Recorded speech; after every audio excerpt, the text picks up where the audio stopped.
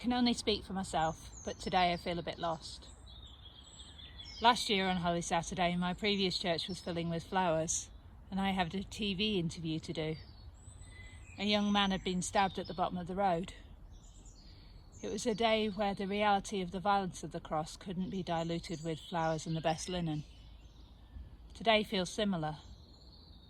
There's no busyness in decoration, no making the church look its absolute best, no celebrating with the church family I've only had one opportunity to celebrate Easter with.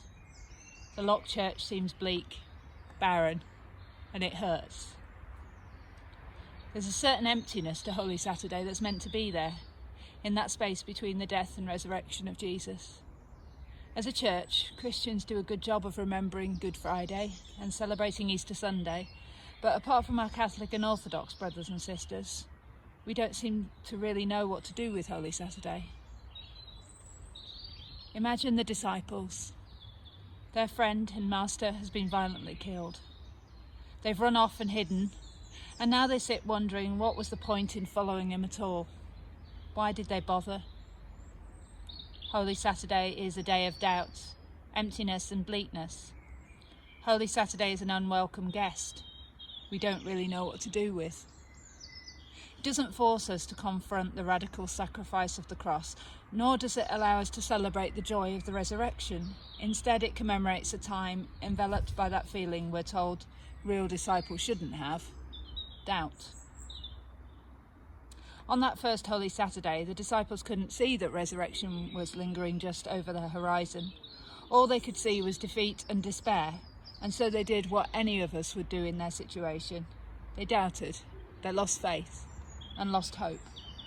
Their Lord was dead, and they had no hope of him ever returning. They lost hope in the promise of his kingdom coming to earth as it is in heaven. They lost hope in his promises of life and salvation.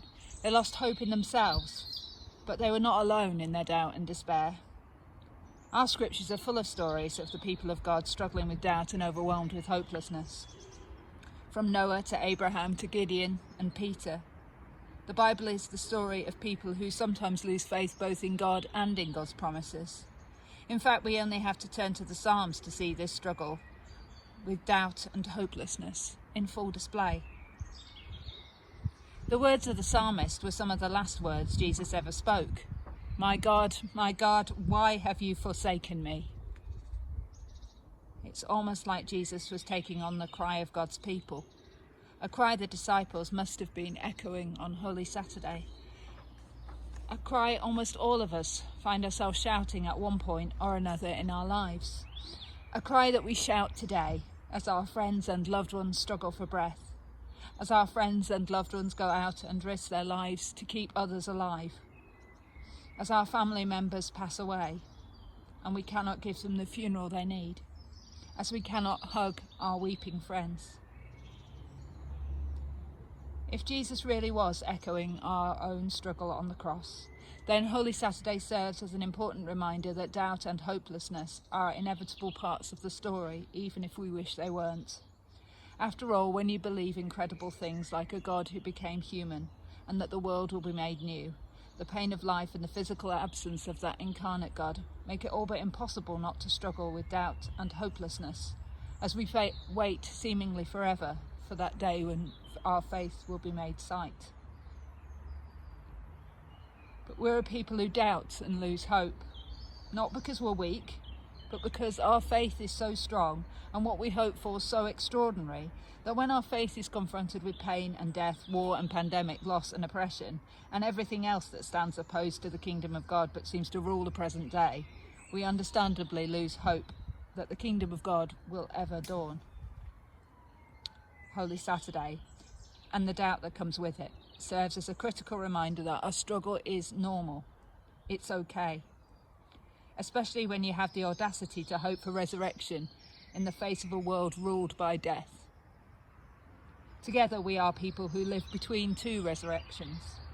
The first resurrection saw Jesus walk out of the tomb.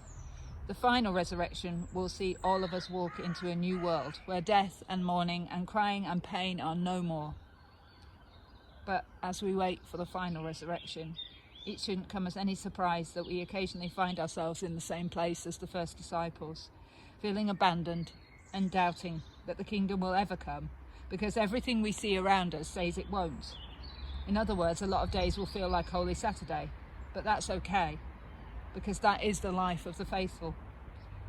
And because, like it was for those first disciples, Holy Saturday is not the final chapter in our story. Resurrection is coming even if we can't see it, even if we don't believe it.